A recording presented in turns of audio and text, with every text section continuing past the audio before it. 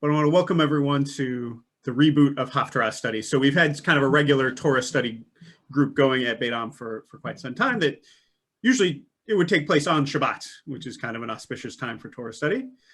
We moved it to Sunday to enable folks who don't necessarily do computer stuff on Shabbat to join us, since we're doing this all virtually. But then I sort of took a hiatus over the high holidays and the month of Cheshvan, so I'm excited to get back into learning this. Whereas in years past, we've really focused on the Torah portion of the week itself. We kind of had a cool thing going, learning the Haftarah for each week. So I want to get everyone on the same page briefly about what exactly Haftarah is, tell you a little bit about the plan for how we're going to go about learning in this session.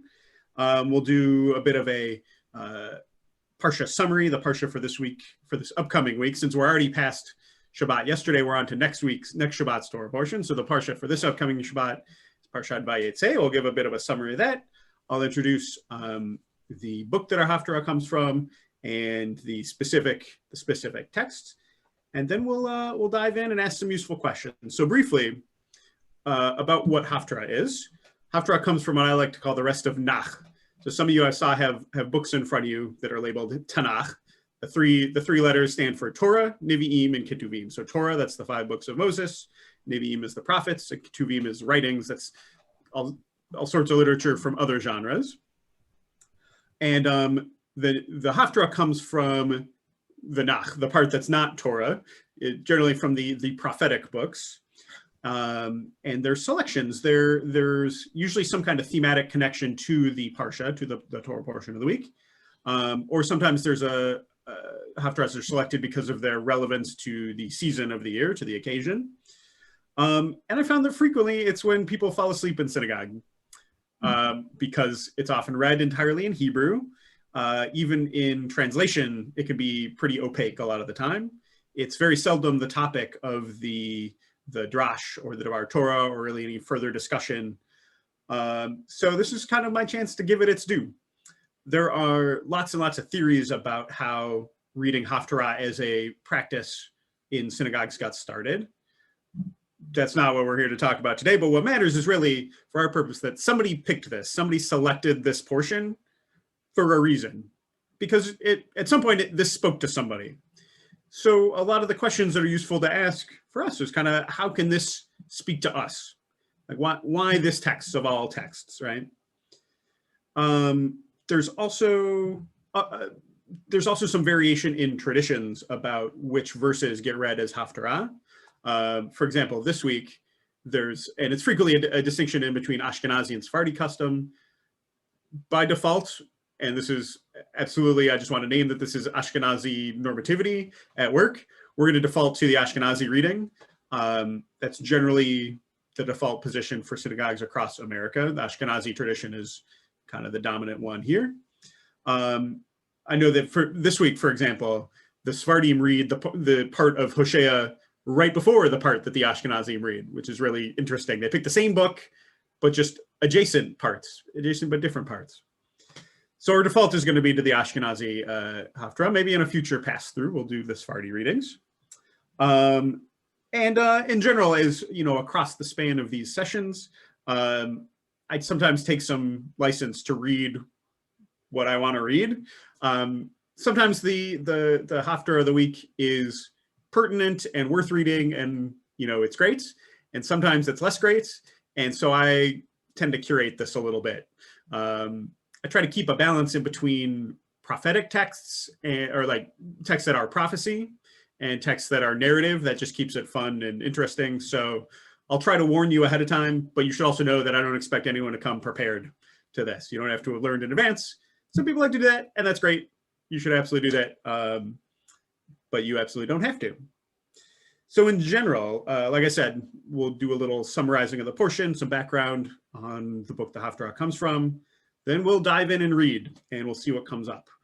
In general, some useful questions to ask that I found really helpful are to kind of analyze this text across time periods. So first, how did this text speak to people at the time that it was written? And we'll talk about the time that it was written a little bit. Thinking about how this text speak to Jewish communities between then and now, basically in all that time it's been read as a Haftarah.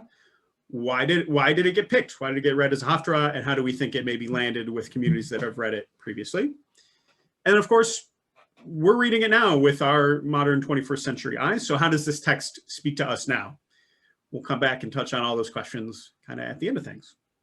Okay, any questions before we dive in? You should know that all you got to do is take yourself off of mute and jump in. This is totally free form. You don't have to like use the raise hand or button or anything. And I would much rather you stop me and ask a question than sit there quietly. So any other questions about the plan or anything like that before we go on?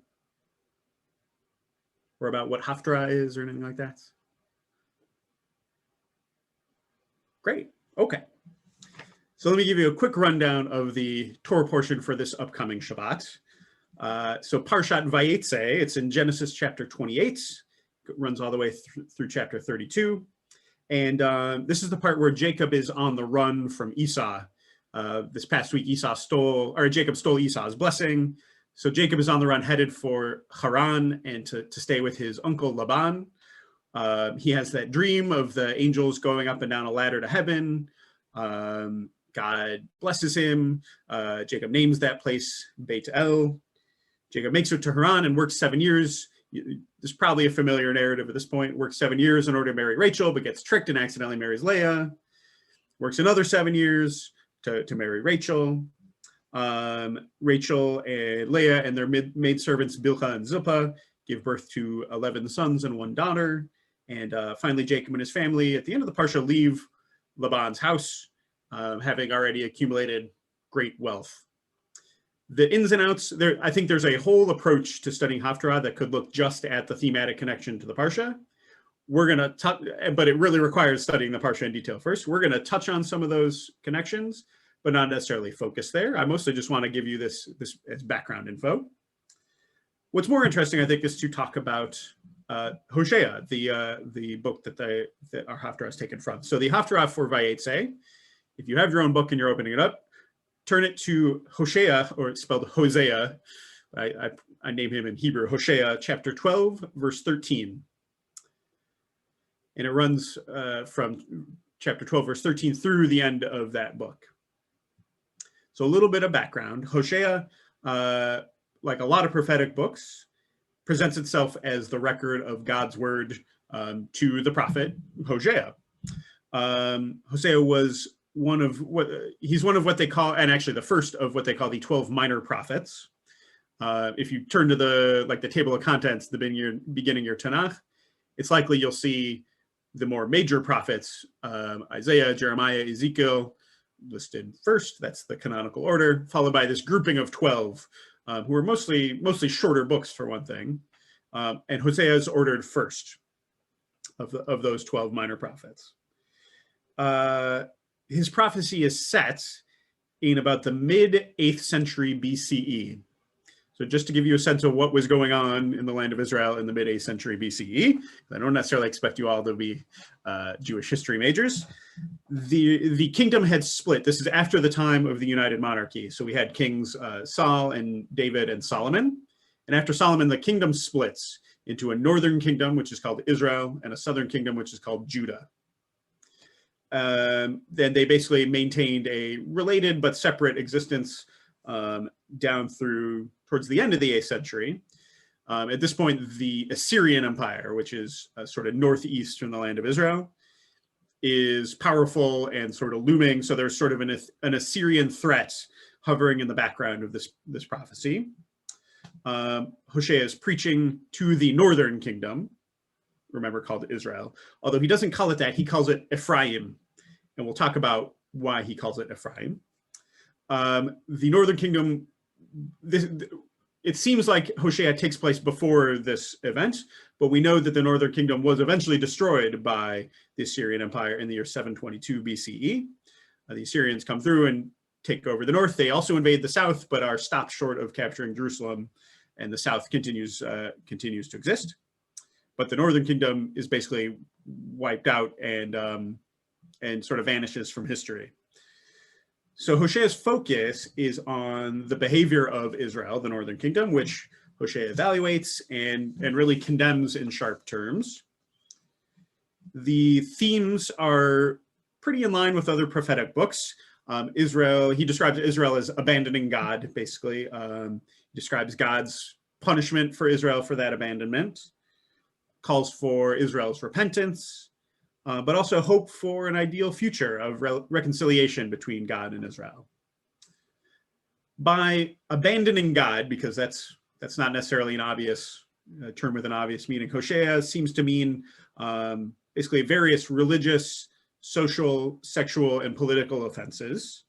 It's a period in the Northern Kingdom of apostasy, that is, people worshiping gods other than the one God of Israel. Social disintegration, corrupt leadership, failed alliances with other nations around. We read in other books about alliance with Egypt against Assyria, and people who think we should go it alone versus people who think we should rely on Egypt. Obviously, Egypt doesn't come through in the clutch for the North. So Hosea kind of evaluates that and views it as a kind of a lack of faith, a lack of trust, that we would rely on other nations for our defense. There's a lot that's pretty grim in Hosea. If you decide to look through this yourself, I want to put a content warning on about the first 3 chapters. It's pretty graphic and pretty sexual, and it's tough. I'm glad our Haftarah is not from that part. There's a lot that's grim. There's also an element of hope, basically, set against a background of apparent hopelessness. And our Haftarah, in particular, from the end of the book, has ended up with actually very wide use in Jewish liturgy. The last chapter, which we'll kind of focus on, gets read on the afternoon of Tisha B'Av. It gets read on Shabbat Shuvah, which is the Shabbat in between Rosh Hashanah and Yom Kippur, and actually gets read on Yom Kippur itself. So you may actually come to recognize it a little bit. I recognized it also from where it's quoted in the Talmud. It's kind of proofed text for some Talmud that I know really well. Talk about all of that as well. So that's a little bit about Hosea.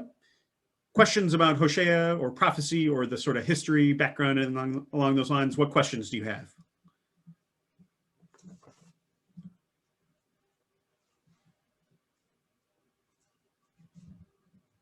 We're all good? Okay. Don't be shy, for real. Anything you want to ask, go ahead. Okay. So specifically, with regard to our Haftarah selection, which, like I said, begins in chapter 12 and verse 13, the previous chapter, chapter 11, was a prophecy on the theme was basically God's kind of consistent paternal love for the rebellious son that is Israel. The theme is really that, yes, Israel is being a pretty terrible child to God right now, but God loves them anyway. So chapter 12 begins with basically more condemnation of Israel, explication of the consequences of that condemnation. And I'm going to get the screen share up here. Here's the text, and I've chunked it up a little bit so to make it easier to read aloud. And I hope you don't mind. I'm going to invite folks to read aloud at various points. That's totally your choice whether to take me up on that offer or to pass it. But want to make that option available. I think it works really well to have these texts read aloud. That's kind of how they would have been delivered at one point. So Hosea brings up the story of Jacob, who is, of course, AKA also known as Israel. Brings it up at the beginning of chapter 12, evidently as like an illustrative example of God first indicting and punishing for bad behavior, but then, as we'll see, sort of coming around after that. I'm relying on a note in the comments in the Jewish Study Bible, which I frequently use to help prepare these sessions. But there's a note in there that basically says recalling ancestral stories like this is actually relatively uncommon in prophetic discourse. So it's kind of an interesting rhetorical strategy. I'm curious what you all will make of that, sort of recalling what would have even then been a pretty well-known Bible story. I would dwell on this whole connection to Jacob and the his story in Genesis a little bit longer. But actually, after these first couple of verses that we're going to read, the focus shifts. So I'm actually not going to actually spend that much time talking about this. But before we jump in, I want you to sort of caution you a little bit that this is basically biblical Hebrew poetry. Hosea wrote this to have a kind of meter and a kind of flow to it, which doesn't come across super well in translation, unfortunately. What that does mean is that a lot of times the meanings aren't clear. There are multiple translation options. There are often multiple interpretations possible, which is actually, I mean, frankly, makes it a lot more fun, in my opinion. And I've arranged the text to fit better on screens, but you can see as you read across, there's going to be capital letters where they don't belong for English sentences. And basically that's because this text is kind of supposed to be, is frequently laid out in Tanakhim as sort of line by line over and above, sort of verses broken up so that it's, you get sort of subsections of verses getting their own lines, if that makes sense. And the only reason I mention that is because sometimes there's a kind of a phenomenon called parallelism at work, where you'll sort of see like an A B kind of theme. We can try to point it out in a couple of places, but basically read right through it. Don't get tripped up by the capitalization. I think you'll get used to it in a minute. I just want to explain what that's all about. Okay. Let's dive in and read. Allison, you're at the top of my screen. Would you mind reading box number 1 there, the first 3 verses of Hosea out loud? Okay. Thanks. Then Jacob had to flee to the land of Aram. There Israel served for a wife. For a wife he had to guard sheep. But when the Lord brought Israel up from Egypt, it was thought through a prophet. Through a prophet they were guarded. Ephraim gave bitter offense, and his Lord cast his crimes upon him and requited him for his mockery. Thank you. Okay. So the connection to Parashat Vayetzei is like immediately obvious, right? This is exactly the story I just told you about what's going on in the Parsha. Jacob had to flee to Aram. Aram is where Haran is. And actually in Hosea's time, Aram would have been another sort of neighboring nation that was frequently at war with Israel. Whereas in the Bible story, it's more the land of Abraham's ancestors. I'm not sure if that's important here, but if you can think of a reason why, I'd be interested to hear it. But we get this immediate allusion to the story of Jacob, headed back towards his own family's his extended family's dwelling in order to find a wife. What do you make of that second line? When the Lord brought Israel up from Egypt, it was through a prophet. Through a prophet they were guarded. Who is that talking about? Moses. Very good. Moses, good. What was, before Moses was a prophet to Israel, what was his job? What did he do professionally, as it were? Who remembers? You didn't know there'd be a test. He took care of sheep. Very good, right? So after he kills the Egyptian guy, he goes and he takes care of his father Jethro's flock. So like I said, there's a kind of parallelism at work, and the text doesn't actually mention sheep. The translation fills in sheep so that you know what they're talking about here. But Jacob had to flee to Aram, where he was a shepherd. That's what he did there, and Moses took care of sheep. And I think they're also, Hosea is sort of setting this up as like to sort of describe the relationship. Like there's kind of a flock shepherd metaphor going on here, right? Jacob watched over sheep, Moses watched over sheep, and then Moses also watched over Israel, kind of like a shepherd watches over a flock, right? I think this is setting up to describe a relationship between God and Israel that's kind of like a shepherd flock metaphor. Let's watch for that, and we'll see it come up again. I think if I was to go back and remake this source sheet, I would actually take verse 15 and put it with the next chunk where it starts talking about Ephraim. One of the things I found is whoever did the chapter and verse numbering, especially in these prophetic books, they either didn't read closely or they had different ideas in mind about the themes and what sort of makes some verses go together with other ones. But it feels like verse 15, the end of chapter 12, actually goes better with the beginning of chapter 13. All those chapter and verse divisions come way later than the actual composition of the book or even the canonization of the book. So it's sort of arbitrary there. But I think the point of this intro is to, and remember, this is sort of picking up in the middle of a longer passage. We're already into chapter 12 where Jacob's kind of been introduced.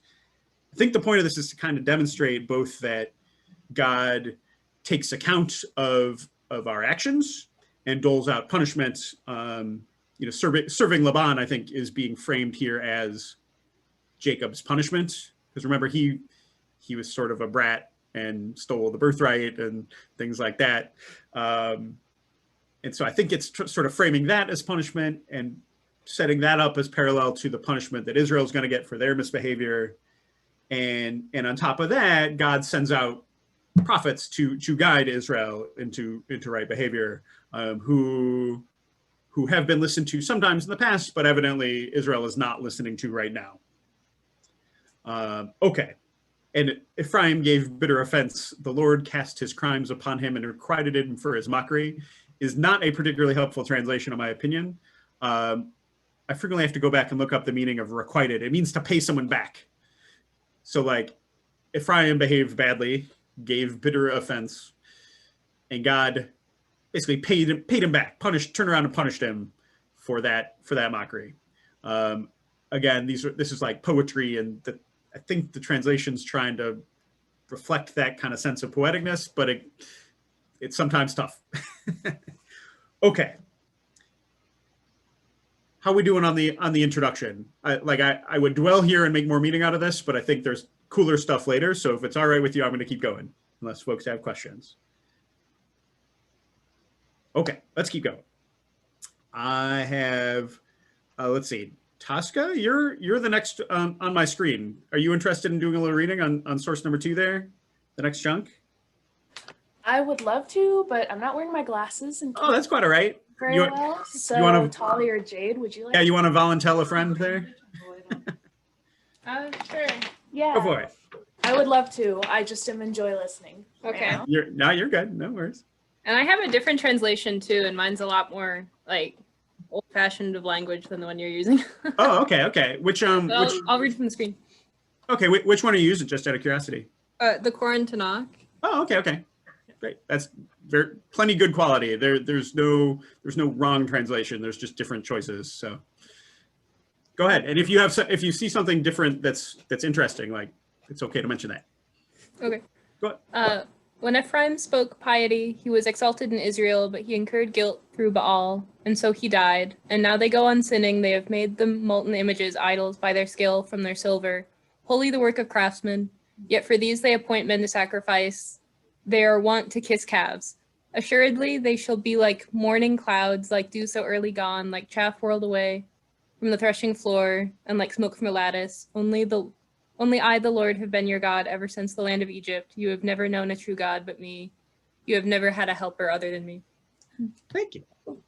Okay. So I promised you I'd talk a little bit about, we touch on, why is Hosea calling the northern kingdom Ephraim here? Ephraim, if you remember your sort of Israelite family tree, was not one of the 12 sons of Jacob, but was one of the 2 sons of Joseph. Joseph had 2 sons, Ephraim and Manasseh, who ended up being their own territorial entities. When the tribes settled in the land of Israel, there were separate tribes of Ephraim and Manasseh. So when the kingdom split into northern and southern kingdom, the first king in the north was an Ephraimite. He was from the tribe of Ephraim, and Ephraim itself was a rather large tribe. It kind of had a central location in the north, and so it had a kind of preferred status. So I I think that's why Hosea is just sort of referring to the north as Ephraim. To the best of my knowledge, this is not a convention utilized elsewhere. That seems to be Hosea's particular thing. But that status is clarified a little bit in that first verse. When Ephraim spoke piety, which I guess I take to mean that Ephraim at least, paid lip service to doing the right thing. His position, he was exalted in Israel. In other, he sort of earned that preferred status. Perhaps enough to become, have one of the men of that tribe become the first king. But he incurred guilt through Baal, and so he died.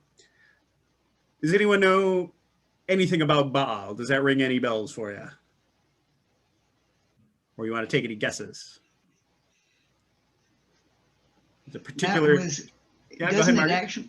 Actually mean Lord? I mean, it was the Yes. God the other people around them worshipped, and were constantly the assorted prophets were demonstrating against them. Good. Yeah. So it literally does mean like Lord in the sense of like ruler. Baal is a husband in modern Hebrew, which has some sexist connotations too, but that's neither here nor there.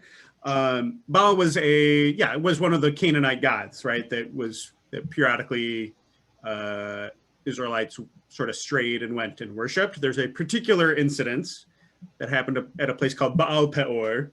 You turn to Numbers 25, you'll see it there, where a bunch of Israelites sort of went off and worshipped Baal, who I think had associations with calves, like sort of sacred calves were either the Baal itself or symbols of the Baal.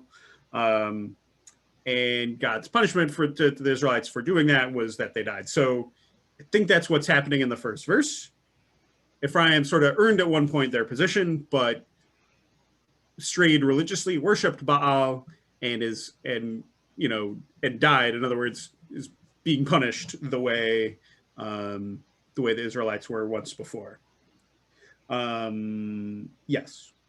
Okay. Now, and they should know better, basically, because they know these stories. But now they go on sinning, right? They've made molten images. What does that remind you of? Molten images? Golden calf. Golden calf, right? Very good, right? Idols by their skill, from their silver. They are wont to kiss calves. I love that line, right? So evidently, this is where Hosea is describing this kind of religious apostasy and doing the wrong thing, right? Worshiping the wrong gods. There's some really interesting imagery there in verse 3, right? They shall be like morning clouds, like dew so early gone, like chaff whirled away from the threshing floor, like smoke from a lattice. What do you make of verse 3 in that imagery? What's Hosea trying to convey?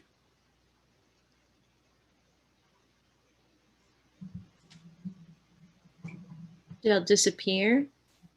Yeah, disappear. If I sort of look at try to figure out the common link between clouds and dew and chaff, it's that they all vanish, right? They're all transient, evanescent, something like that, right? And light, such that it takes only like a breath or a light wind to blow them away. Yeah. So, what would you say? Oh, sorry. Go ahead. The opposite of what might be considered good or beneficial. So the morning clouds versus the sun, and dew going away early, and the dew is very necessary for things to grow. And of course, I suppose the dew is kind of necessary, but those other ones are sort of like, you don't even need them, right? They're kind of pointless. Like dew is good, but also not enough water to really irrigate a field or anything like that. No. Yeah, good. That's a good thought too. I like it. So if I had to take a guess at what Hosea is trying to tell us about, or trying to tell Ephraim right now, is that not only are you screwing up, it's making you sort of worthless and, I don't know, maybe something like vulnerable or something like that, sort of like these things are, and prone to be blown away. obliterated, something like that. Only I, the Lord, have ever been your God ever since the land of Egypt. You have never known a true God but me. You have never had a helper other than me. I think re-emphasizing here God's loyalty, God's devotion. Remember, that was I mentioned this, but we didn't read it. That was the previous prophecy was all about sort of God as parent who sticks around despite the kid's rebelliousness. We're re-emphasizing that here, right? This seems pretty bleak so far, but I think this is also the beginning of the setup for the hopeful part, right? That God is still around. You know, you've never had another helper. God's not going anywhere, right? Let's keep reading and see what comes next. Let's see. How about David or Leah? Does one of you guys, is the text large enough for one of you guys to read? It's large enough, but it's kind of blurry for me. I think I'd rather not. Okay, that's all right. David, what do you think? I looked after you in the desert in a thirsty land. When they gazed, they were sated. When they were sated, they grew haughty, and so they forgot me. So I am become like a lion to them. Like a leopard, I lurk on the way. Like a bear robbed of her young, I attack them and rip open the casings of their hearts. I will devour them there like a lion. The beasts of the field shall mangle them. Okay, thank you, David. That's Lovely. grisly stuff there, huh? But I see something like I noticed here, I think a return of that flock shepherd metaphor. I looked after you in the desert in a thirsty land. When they grazed, they were sated. Who grazes except sheep, right? And if Ephraim's the one's grazing here, then I think we're sort of setting up this God as the people's shepherd, Israel as the flock kind of metaphor again. But, actually, I would say too, so I looked after you in the desert in a thirsty land. Does anyone remember how the Israelites were sustained? What did they get for food and stuff in the wilderness? They got manna. Manna, right? Manna, or man in Hebrew. Also the slav, which seems to be some kind of quail meat or something like that. Good. So I think there's more illusions going on here. We have stories in Torah about the Israelites, eating the man and being sustained on the man, which I think is what they're talking about, what Hosea is talking about with the grazing. And they were sated, and when they were sated, they grew haughty, and so they forgot me. We actually have this theme show up elsewhere in Torah, and I wanted to pull this text. You can see text number 4 there from Deuteronomy chapter 8. Basically speaks to exactly this sort of idea that comes up elsewhere, that when we eat, like when we're satisfied, I think physically, materially, we sort of have this persistent habit to get haughty about it, to think that we earned this, to think that we deserved it or something like that, right? This is sort of the classic text of this, because it's actually the text that's pointed to for the reason why you have to bless before and after you eat. It says, when you have eaten your fill and you have built fine houses to live in, and your herds and flocks have multiplied, and your silver and gold have increased, and everything you own has prospered, beware lest your heart grow haughty, and you forget the Lord your God, who freed you from the land of Egypt, the house of bondage, who led you through the great terrible wilderness, with its seraph serpents and scorpions, a parched land with no water in, who brought forth water from you from the flinty rock, who fed you in the wilderness with manna, which your fathers had never known, in order to test you by hardships, only to benefit you in the end. You say to yourselves, my own power and the might of my own hand have won this wealth for me. Remember that it is the Lord your God who gives you the power to get wealth, in fulfillment of the covenant that God made on oath with your fathers, as is still the case. So I didn't quote it here. There's another part of this I meant to quote, I think. We sort of set up this idea that, when the Israelites are full, and this is sort of a projection of what's going to be the case when the Israelites enter the land, they're going to get haughty and sort of think that they earned it. But the kind of preventative measure to take is actually blessing.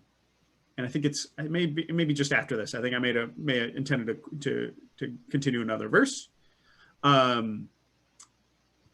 Yeah, I don't think it's here. Okay. Anyway, the sort of preventative measure to take to prevent this feeling of haughtiness is to make sure you are blessing.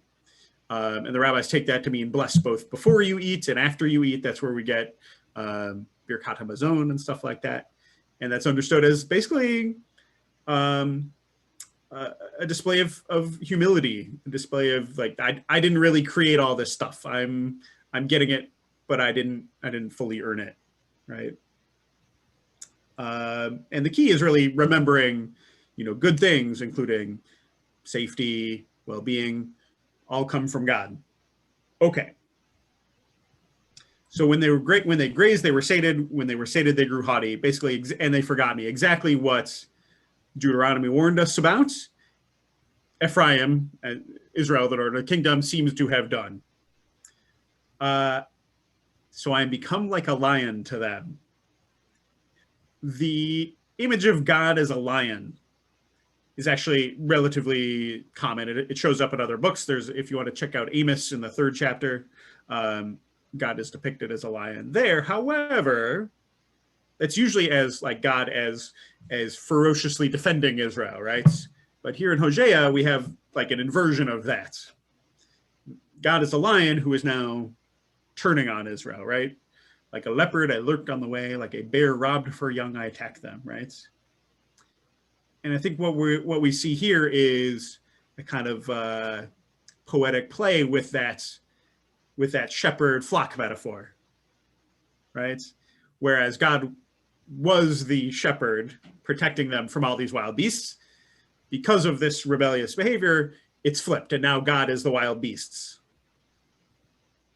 It's interesting that it says like a bear robbed of her young, almost as if like if the lion and leopard and bear are all representing God, like the like God is angry that her Sure. young have God's pronouns are God, yeah. Of that loss, almost like the bear's young and Israel as God's people are one and the same. So it's really interesting you brought that up, Lisa, because I saw notes to this effect that we're trying to make God, like the bear defending their young, to try to make that, to sort of kind of to make that out to be Israel, to be God defending Israel, like as if Israel is the cubs now too. I couldn't make that work. What do you all think? But like, I think then there's the interesting ripping open the casings of their hearts too. Yeah, I don't know what that means. That could be a violent way to kill someone, but also, this idea of,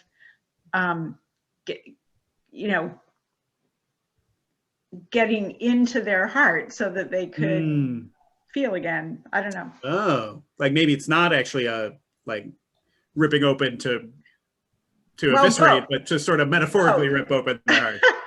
I think both, but that's not impossible. Yeah, I don't know. I mean, I think it's all within the realm of plausible interpretation here. And there's nothing that's superfluous. Like, why not just say a bear? I attack like a bear. Why mention the young at all?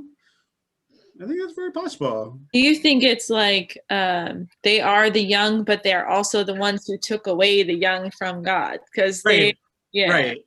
That's the only way I can sort of make that make sense. And it's poetry. Anything can represent anything you want, and that's part of what makes it fun. Yeah. Good. Okay. So inversion of the shepherd flock sort of metaphor here. You're getting the sense that there's punishment coming. This is not, like, at least I hope you are. You're getting the sense of this, right? That God takes this seriously, and part of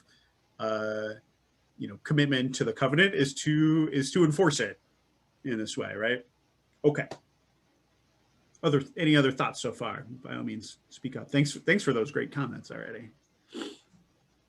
Okay, I want to get to the good part. I'm going to keep us going.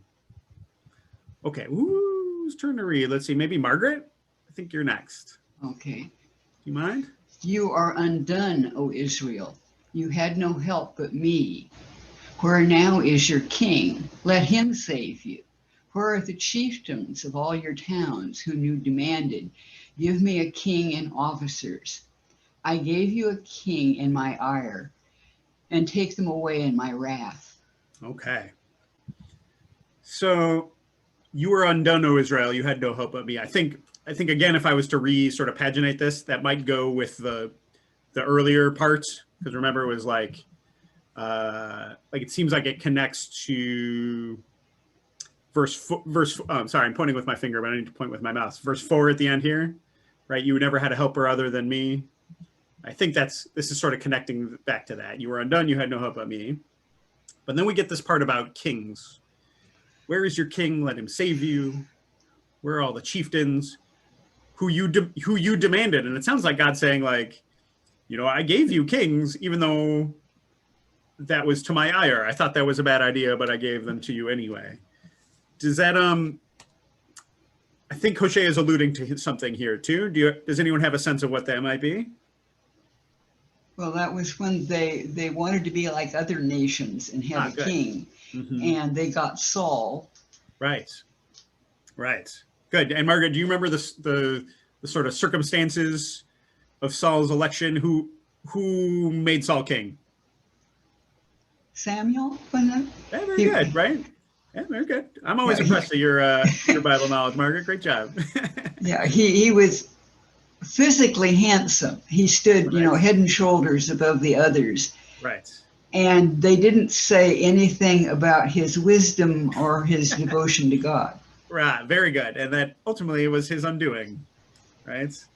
But yes, exactly. So the Torah, for sure, the Torah is pretty anti-king, and even the rest of Tanakh has a lot of skepticism about kings as leaders and whether they're a good thing or not. So yes, the way the book of Samuel tells it, the Israelites wanted to be like all the other nations, have a king that could be theirs. I think there are certain advantages from an administrative standpoint, sort of localizing a decision making, things like that. But God was not really into it, and neither was Samuel until basically the people prevailed and was like, okay, fine, we'll pick somebody. And so God selects Saul, who ultimately, doesn't do a great job. Goes crazy and pursues David, who ends up being the one that's sort of favored beyond that. So in general, there's this kind of suspicious attitude towards kings, and especially throughout really all not only the prophetic books, but even the more narrative ones too, there's a sense that the king's behavior, like once Israel has a king, and remember there's a northern and southern king at this point, there's basically understood to be a connection in between the king's behavior, like their personal behavior, and the nation, basically. When the king himself is apostate in whatever way and committing religious offenses or whatever, that has this, or it's sort of portrayed as having this influential effect on the nation, and and determines their fate to a large degree, the behavior of the king, which I think is the sort of the flip side of the advantage of having a king, is that the disadvantage is, whether they're good or bad, the whole nation gets steered by them, right? So Hosea doesn't talk too much about the king of Israel at this point in specific, at least not that I saw. But this seems to be kind of a dig at the king, Was there a king at the time of Hosea? Oh, definitely. Yeah, there was a king in the northern kingdom and a king of the southern kingdom. Okay. And they were basically if you read some of the books of Kings and the books of Chronicles, it sort of tells the story as like this kind of parallel sometimes overlapping stories. So it'll be like in the 3rd year of King whoever of the north, the king whoever of the south started their reign. And then in year like 10 of that king, there was a turnover in the north, and it sort of runs the history in parallel like that. So definitely, yeah. And I think that's what, without naming that king explicitly here, and I'm sure we could sort of do some research and figure out who it probably was by corroborating with other sources, but I don't know off the top of my head. I think this is that dig at the king that and I sort of mentioned at the top, there are like religious offenses here, but there's also corrupt leadership that's a big part of the problem, right? And sort of chastising Israel for like even wanting that in the first place. Your kings are just as bad as you are. They're not going to save you from any of this. I set them up unwillingly, and I can take them away too when I'm through with them, which is exactly what God does with Saul, for example, right? Let's see. Any other? What else? I think there's also along the lines of the kind of forgetting God kind of a thing. I think there's a way that Hosea is trying to portray any sort of looking to temporal powers for protection or safety, sort of seeing that as a forgetting of God, right? A sort of impiety. Whether it's, and as we'll see in a little bit, Hosea is really down on the idea of alliances with other nations. That's sort of a similar phenomenon. Anytime you're putting your faith in other people as opposed to God, you're kind of doing the wrong thing from the prophet's perspective. Okay. We got one more, number 6, before we get to kind of the big finish, which is the part that may be familiar and is the kind of most famous part of this. Let's see, Lisa, how do you feel about reading box number 6 there? Sure. All right. Ephraim's guilt is bound up. His sin is stored away. Pangs of childbirth assail him, and the babe is not wise. But this is no time to survive at the birth stool of babes. From Sheol itself I will save them, redeem them from very death. Where, O death, are your plagues, your pestilence? Where, O Sheol? Revenge shall be far from my thoughts. For though he flourish among reeds, a blast, a wind of the Lord shall come blowing up from the wilderness. His fountain shall be parched, his spring dried up. The wind shall plunder treasures, every lovely object. Samaria will bear her guilt, for she has defied her God. They shall fall by the sword. Their infants shall be dashed to death, and their women with child ripped open. Okay. Thank you. Again, super graphic stuff. And also, this is by far the hardest part in terms of me trying to make any sense out of even this English translation. I think the only verse that I got on first pass was like 15, where we're talking about wind and blowing up from the wilderness. I get that that's a threat of destruction, but basically beyond that, like, this is tough. It doesn't make a lot of sense. And I think there's a lot of ambiguity in the translation here, but I'll do my best to try to explain and tell you what I got, and you tell me too what else you see in here. So Ephraim's guilt is bound up, his sin is stored away. The best explanation I can find for this is that this is sort of an indication that the punishment's coming, but not right now. The sin is stored as if for future retribution later.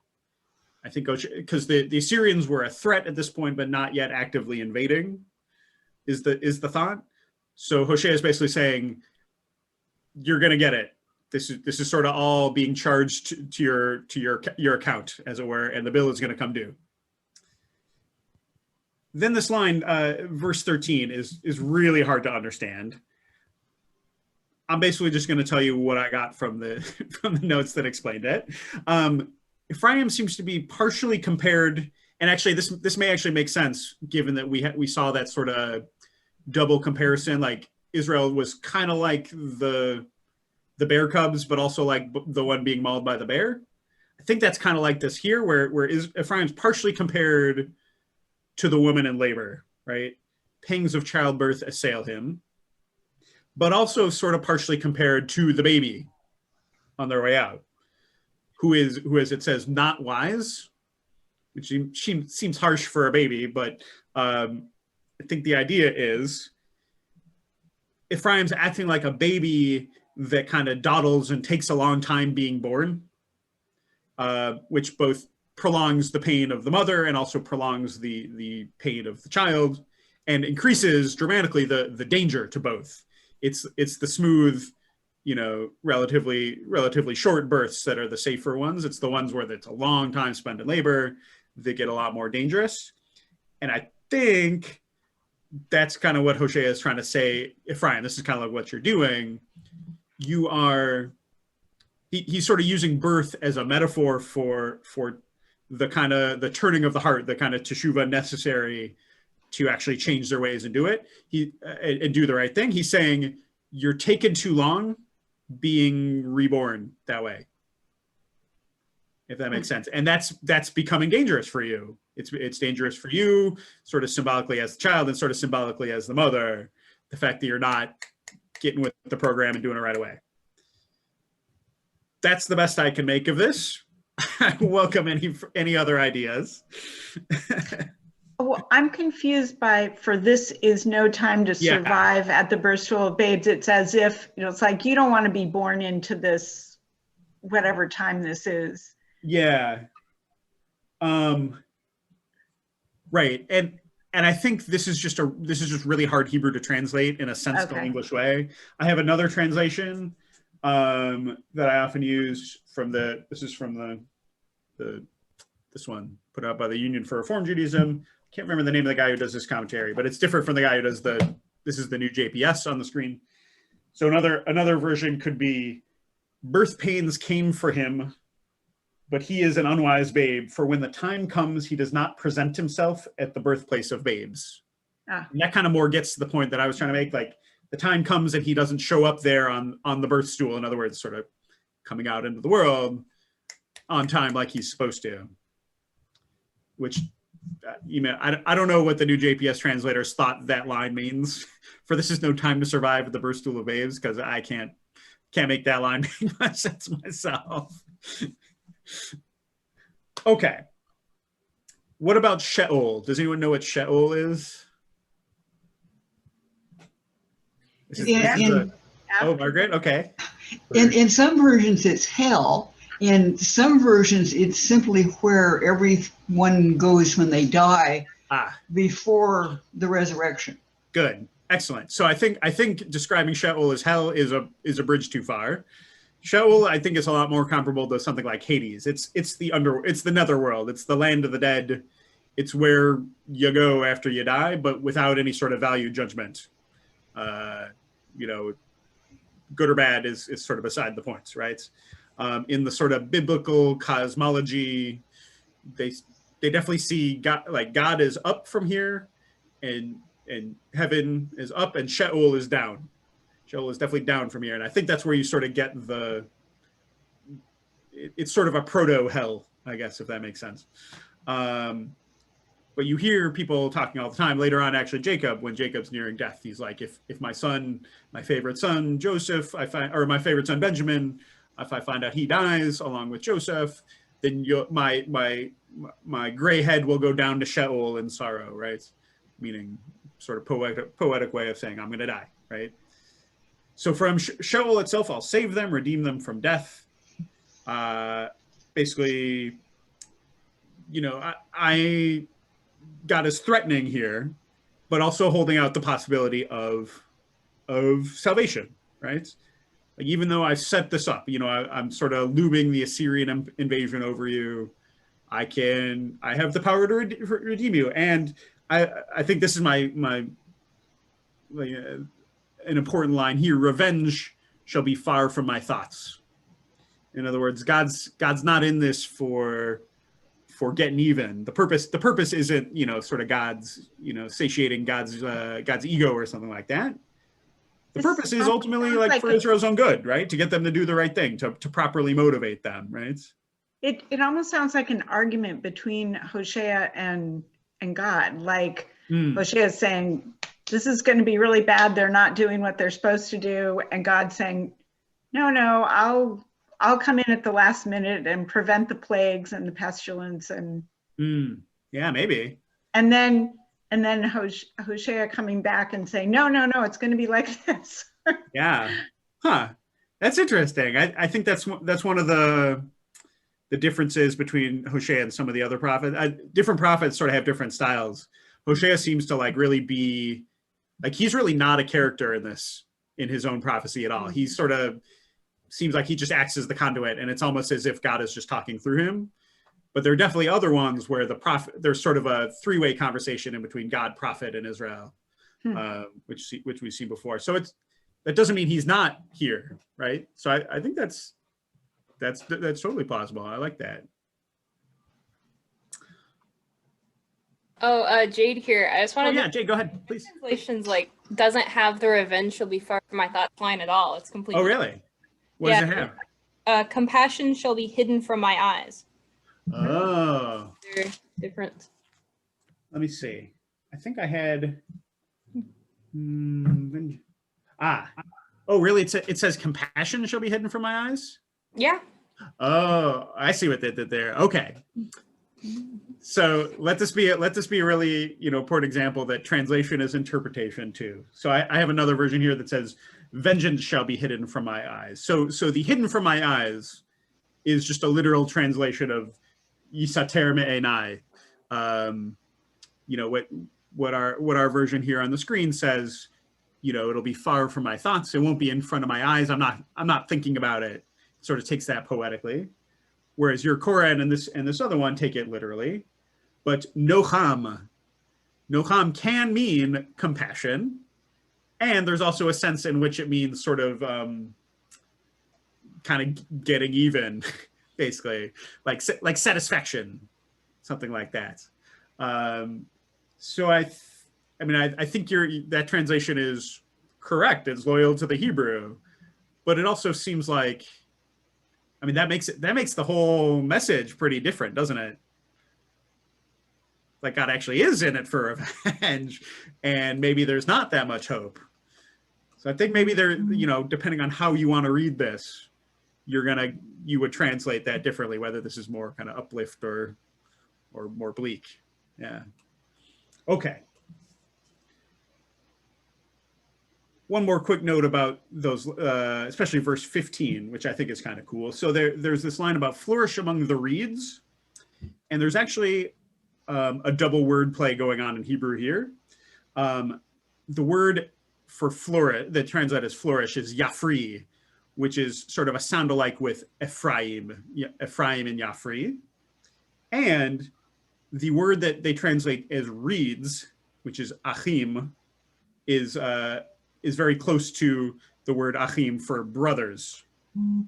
So this could be an allusion to Egypt, and maybe a reference to Ephraim's kind of preferred status among the tribes. You know, remember Joseph's dream where the brothers are all reeds? The reeds could be sort of symbolic of the tribes. I think there could be more going on here, that if you're like following the Hebrew very closely, you might be getting these kind of allusions.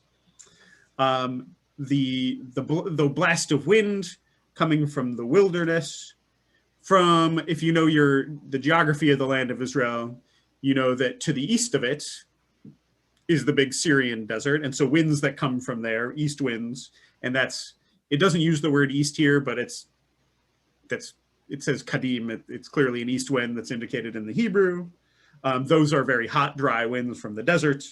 So if the reeds that they're talking about are an allusion to Egypt, it could also be an allusion to the splitting of the parting of the sea, because the text says there that an east wind is what came and parted the sea.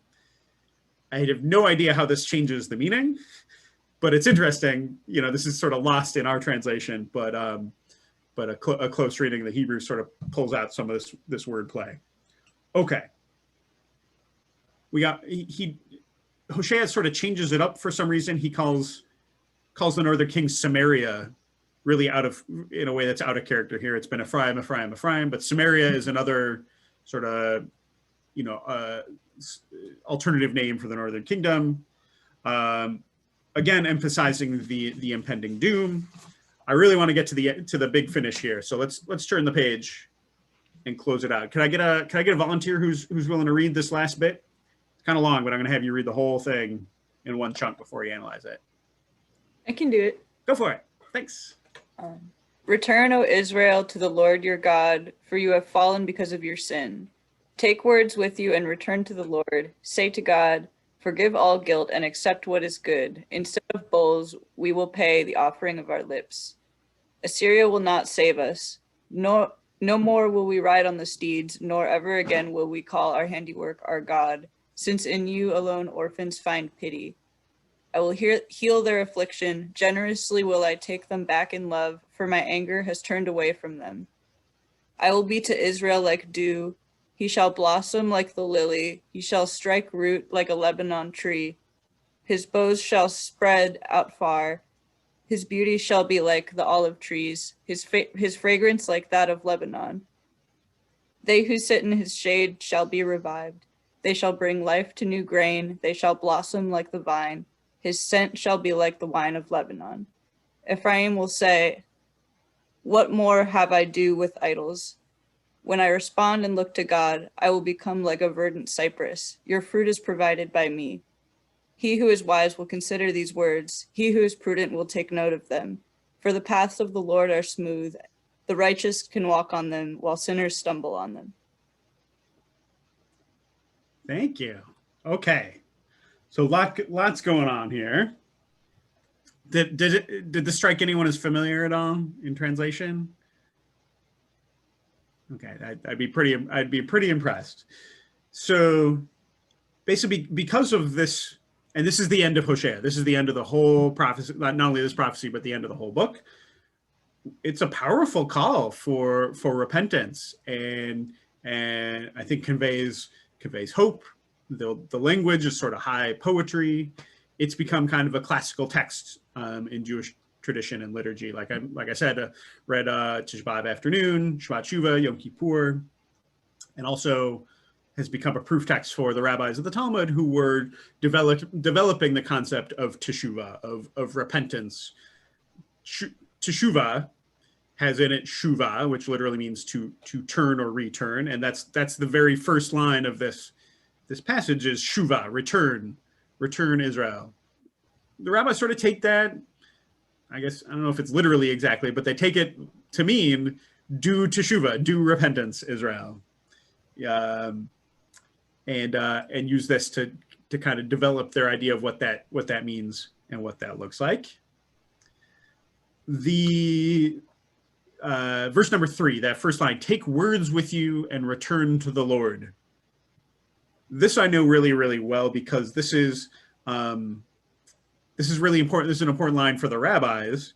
Remember, the rabbis lived just after the destruction of the second temple, when the whole sacrificial system went out the window, right? So they were trying to sort of reconstruct Jewish religious practice without sacrifice. And they looked at this line.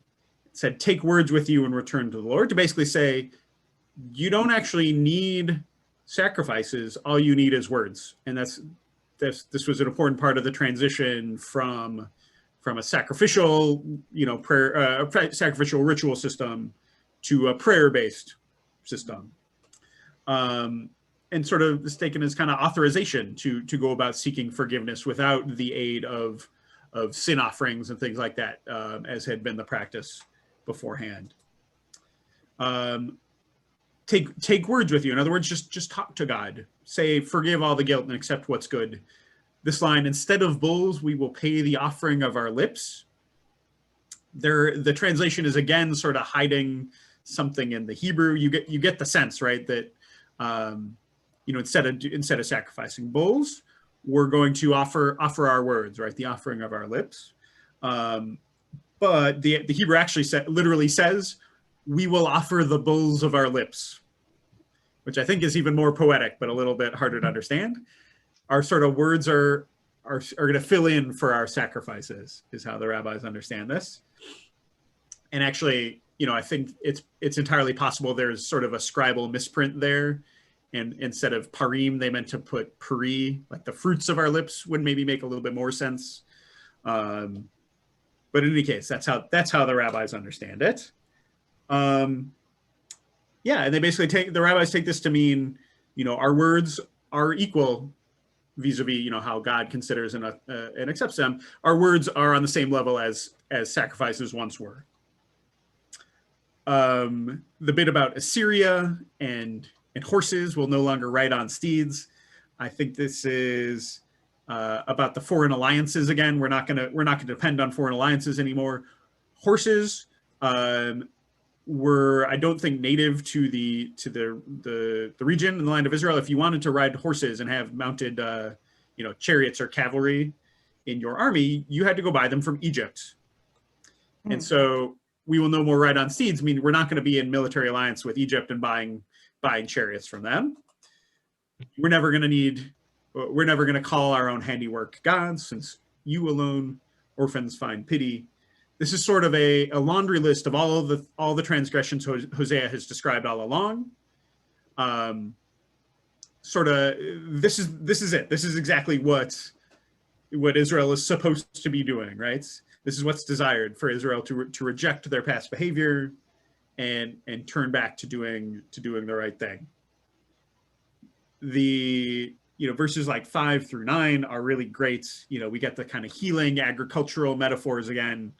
I'd say if any part sounds familiar, it's probably this, right? It's like, I don't know what Lebanon trees smelled like, but they must have been nice, because they get referenced a lot as kind of the prototypical example of a really, really luscious verdant tree. And then finally, that last line, verse 10, which is the last verse of the whole book, basically kind of looks back and addresses everything he said all along in it. One who is wise will consider these words. One who is prudent will take note of them. For the paths of the Lord are smooth. The righteous can walk on them, while sinners stumble in them. Basically, it's the prophetic words like this are not meant to be just heard once. They're meant to be studied. What's important is not. What's important is their effect on your behavior, and you can't really fully understand them and integrate them into your life unless you actually study them and integrate them into your behavior. A lot like what we're doing right now. So, good job. You're kind of following the directions right now at the end of Hosea. And if you're a sinner, you're not supposed to sort of be able to get through this whole book without stumbling, as it were. You're supposed to, sort of get stuck on parts that maybe you hit too close to home or remind you of yourself, while these are smooth paths for the righteous who aren't doing any of these things. Okay. What do you think of this last section? Something I was thinking about, especially about that line, for the paths of the Lord are smooth, just walk on them while sinners stumble on them. Yeah. It kind of made me think of the thing a couple parts ago. We were talking a lot about how God is the mother bear and Israel is the cub, but is also the person that is provoking the mother. Sure. I think that those kind of relate, like those who aren't following the path of the Lord are their own worst enemy. Kind of like Israel was its own worst enemy because it was creating its own downfall. It was provoking the bear while also being the bear. Nice. This like path that's supposedly smooth for those who are not sinners, Israel is stumbling on it because it is causing itself to stumble. It's like putting itself up on a smooth path. There's nothing on the path physically that's making Israel stumble, but it's like tripping over its own feet. Yeah, I think that really adds up, because we've sort of seen that twice, where there's the kind of double comparison that almost like creates this kind of recursive relationship in between God and Israel, where like God, like what Israel does, God reacts to and punishes, but then but also God defend, like, I don't know, that I can't totally describe it, but I think you're describing like there's that theme is real here. In other words, that like, yeah, there's both this love and this kind of, I don't know, toughness to the relationship between God and Israel, which is a lot like a parent-child. You know, I can tell you I have to discipline my kids regularly for various things, but at the same time, like, yeah, I would be like a mother bear defending them given the opportunity, or, you know, given the need. Yeah, I think that's a cool theme to, like, next time we go back and look at this, to look back for that even more, that kind of you know, the kind of multi-directionality of the God-Israel relationship.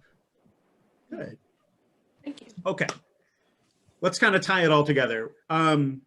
Imagine you were a mid-8th century Israelites in the Northern Kingdom, and you heard this text from Hosea, maybe recited to you out loud or circulated, something like that.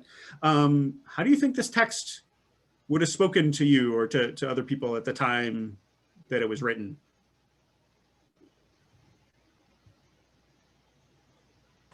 Well, I thought it was kind of interesting that, I don't know, when we were going over the third line in this section, I kind of noticed there was like a very heavy attention paid to like words, and I've never thought that like words are very strong. Like, I always think that actions are kind of the way that people actually, you know, perform teshuvah, is through like changing their actions. So it really tied it all together in the end, I think, in line 10, when they say like, you must actually like walk the path that your words portray. Yeah, the rabbis think about that too, and that ultimately it is actions that matter, but they sort of understand the process as beginning with words. Like, you can't really do it, and you can't really change the actions until you state your intention to change. And actually, as soon as you mentioned that, it occurred to me, we had another mention of words back here. When Ephraim spoke piety, he was exalted in Israel. So I think that Hosea may be trying to say something to us too about maybe the importance of words in leading to action or something along those lines, right? Because it ultimately is about what you do. But I don't think it's an accident that we have, like, you know, speaking or saying the right thing is an important element too. So, Well, I just loved learning that there was some background for the later rabbis to do all this with their lips and their words. I never knew that. That's the main thing, I guess, that I took away. Yeah, I mean, so the Talmud that quotes this part is some of my favorite to teach, and I think I've taught it before, if not on Yom Kippur at other times, but it's sort of evergreen. So we can go back and do it again. Yeah, it's interesting. Like, the rabbis were definitely innovating. I mean, there was no precedent for a system of worship without sacrifices, but they also really made sure to tie it to established tradition, so it wasn't just coming out of nowhere. Yeah, absolutely.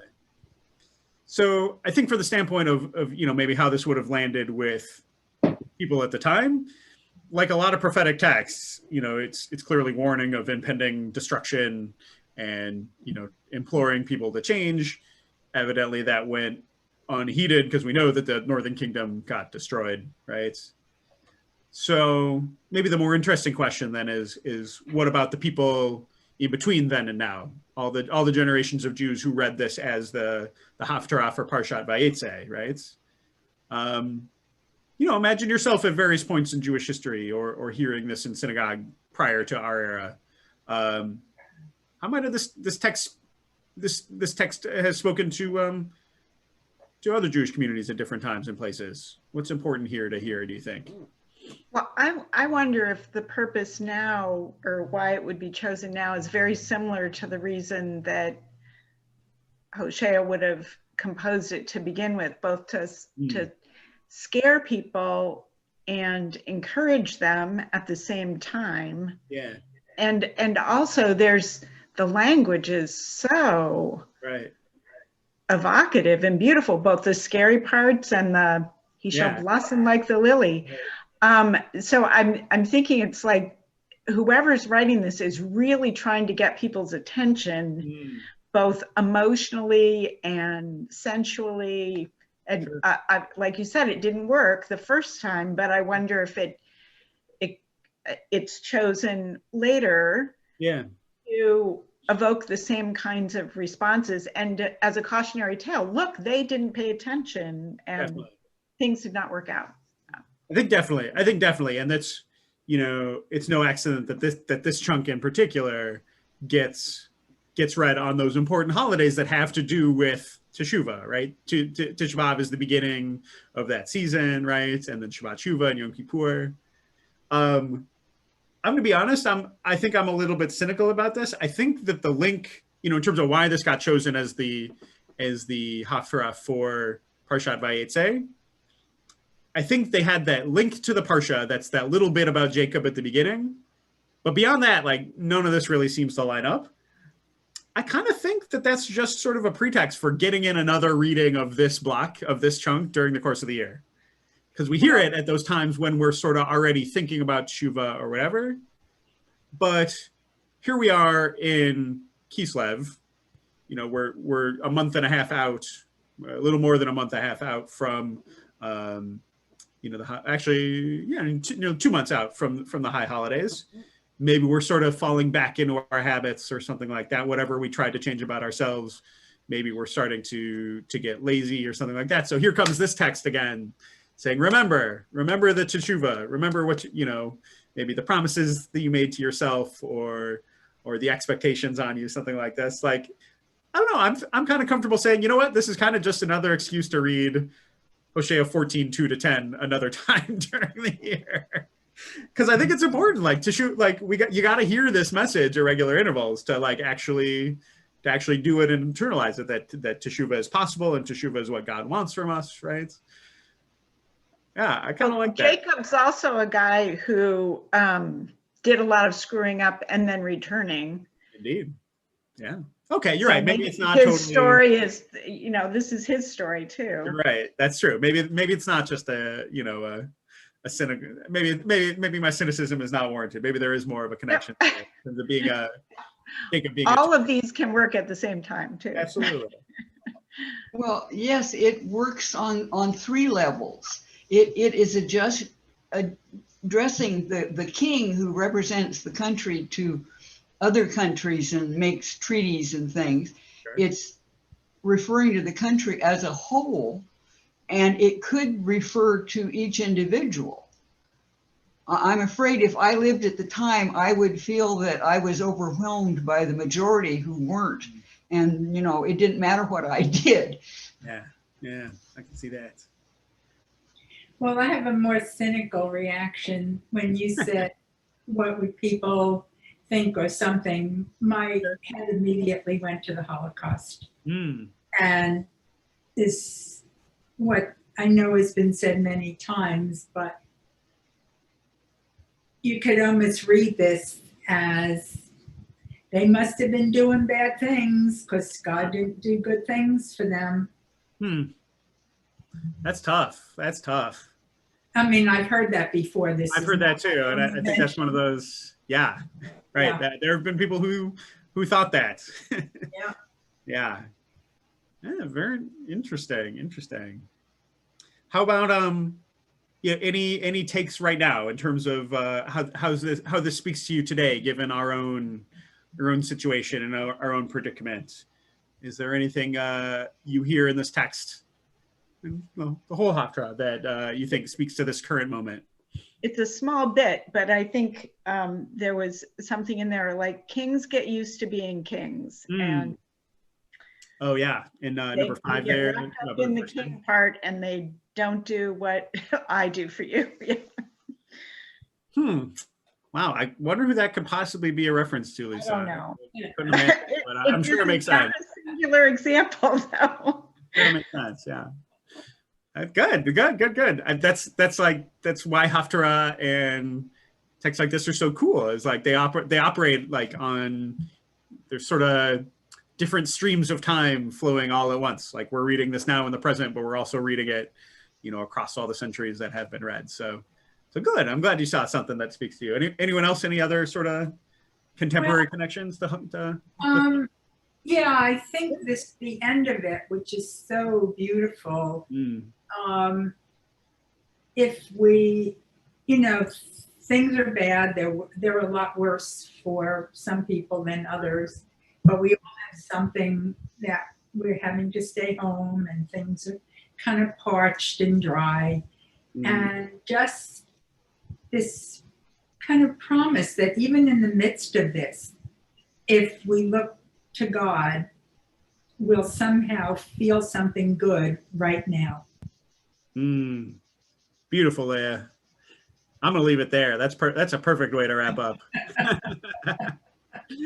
and far from being dry in Oregon right now. I hope that our forecast calls for lots of fragrant leafy trees here with all our rain.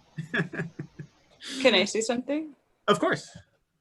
Well, especially when it talked about the kings, it made me think a lot about how a lot of people today put a lot of faith into like elected officials and whoever's in power. And I think like once we forget that, like we're all the image of God and it's up to us, like as the people, to like act in the way that God, expects us to, like we need to focus on, fulfilling that destiny ourselves and not electing people to do it on our behalf. For sure. Yeah, the focus really returns here at the end to kind of personal responsibility, like personal responsibility for the sake of the community, right? Because ultimately it's the whole nation that's gonna survive or perish together, but it depends on individual actions, individual steps we take, right?